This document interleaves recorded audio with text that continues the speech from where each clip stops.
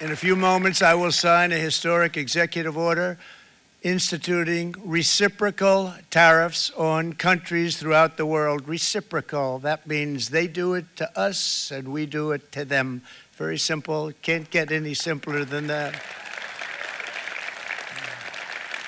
This is one of the most important days, in my opinion, in American history. It's our declaration of economic independence. For years, hardworking American citizens were forced to sit on the sidelines as other nations got rich and powerful, much of it at our expense. But now it's our turn to prosper, and in so doing, use trillions and trillions of dollars to reduce our taxes and pay down our national debt, and it'll all happen very quickly. With today's action, we are finally going to be able to make America great again, greater than ever before.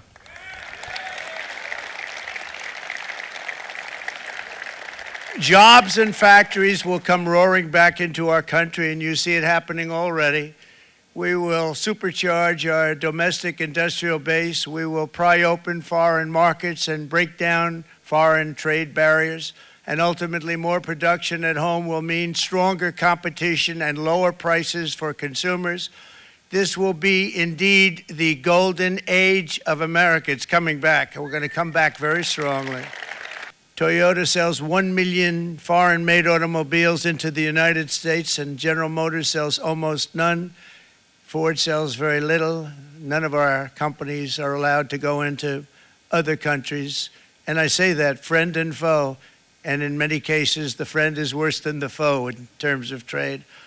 But such horrendous imbalances have devastated our industrial base and put our national security at risk. I don't blame these other countries at all for this calamity. I blame former presidents and past leaders who weren't doing their job. They let it happen, and they let it happen to an extent that nobody can even believe. That's why, effective at midnight, we will impose a 25% tariff on all foreign-made automobiles.